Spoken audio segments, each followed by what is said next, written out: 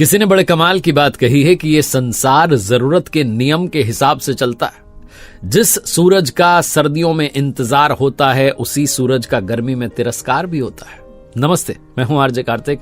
एक बड़ी छोटी सी कहानी सुनाता हूं एक बुजुर्ग की, जो लाठी के सहारे तालाब किनारे घूमने के लिए निकले और उनके सामने एक अद्भुत घटना घटी।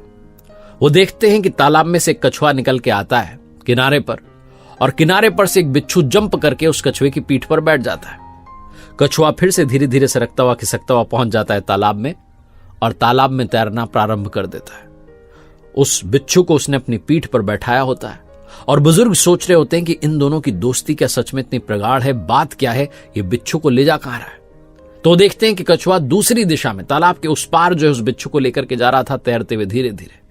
बुजुर्ग अपनी चाल को तेज करते हैं, अपनी वॉक की स्पीड को बढ़ाते हैं और हाफ सर्कल पूरा करके दूसरे किनारे पर पहुंच जाते हैं। वहां जाकर के देखते हैं कि वो कछुआ भी पहुंच चुका है और वो बिच्छू जंप करके नीचे उतर चुका है।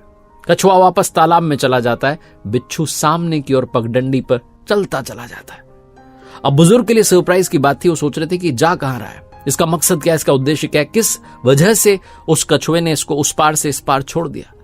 ये तो उस पार पड़ा हुआ था, ये इधर कैसे आ गया। बुजुर्ग उस बिच्छू का पीछा करने लगते हैं। बिच्छू अपनी स्पीड में था, धीरे धीरे उसी स्पीड में बुजुर्ग भी चल रहे थे और चौंक जाते हैं जब वो पगडंडी खत्म होती है और सामने एक मंदिर दिखाई देता है।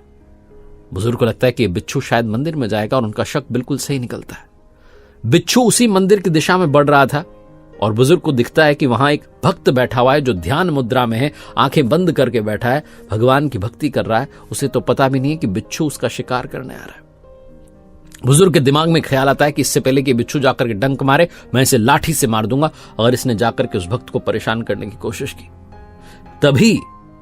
तभी वहां पर एक और घटना घटती है।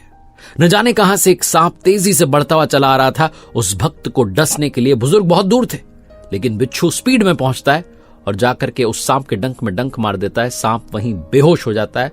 बिच्छू का जहर सांप के जहर में जाकर मिल जाता है, उसकी बॉडी में मिल जाता है।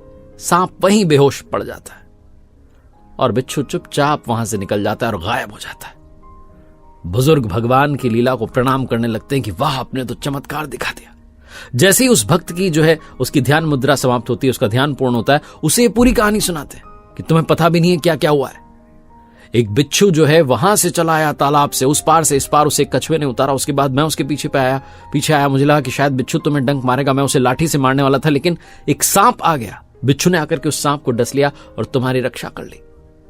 भक्त ये पूरी बात सुनकर के भगवान को प्रणाम करता है, फिर से ध्यान मुद्रा में जाता है, भगवान से कहता है प्रभु कमाल हो गया, चमत्कार हो गया। प्रभु कहते हैं सोचो, जो बुजुर्ग तुम्हें जानता भी नहीं है वो लाठी लेकर के चला आया तुम्हें बचाने के लिए, तो मुझे तो आना ही था। मेरी लाठी तो हमेशा पहुंच जाती है जहां जिसको न्याय दिलाना होता है। वो भक्त जो था उसका विश्वास और प्रगाढ़ हो गया उस दिन से। बहुत छोटी सी कहानी है जो ये बताती है कि उसकी लाठी पर भरोसा रखिए। अगर आपके साथ कोई गलत कर रहा है तो लाठी भगवान जरूर चलाएगा और आपको बचा लेगा। और जो गलत कर रहे हैं उन्हें ध्यान देना चाहिए कि जब अगर आपकी गलतियों का पाप का घड़ा भर गया तो उसकी लाठी ऐसी चलेगी कि कोई आपको बचाने वाला नहीं मिलेगा। बहुत छोटी सी कहानी ईश्वर के न्याय में यकीन बढ़ा देती है। एक बार फिर से वही बात जो अक्सर आपसे कहता हूं, कर दिखाओ कुछ ऐसा कि दुनिया करना चाहे आपके जैसा। मेरी बुक का इंग्लिश वर्जन आने वाला है जिसका टाइटल है डू समथिंग दैट मैटर्स। उम्मीद है आपको इंग्लिश में भी ये बुक पसंद आएगी। अगर आप अंग्रेजी किताबें पढ़ने के शौकीन हैं, अगर आपको बुक्स जो है इंग्लिश में पढ़ना पसंद है, आपके लिए किताब आ चुकी है। और इसी के साथ मेरी वेबसाइट rjkartik.in, जहां एक और नया कोर्स हम लॉन्च कर चुके हैं जिसका नाम है द आर्ट ऑफ स्पीकिंग। उम्मीद है वो कोर्स भी आपको पसंद आएगा। अगर आप कंटेंट क्रिएटर बनना चाहते हैं, सोशल मीडिया की दुनिया में छाना चाहते हैं या स्टेज पर जाकर कमाल करना चाहते हैं, पब्लिक स्पीकिंग सीखने के लिए कोर्स मिस मत कीजिएगा।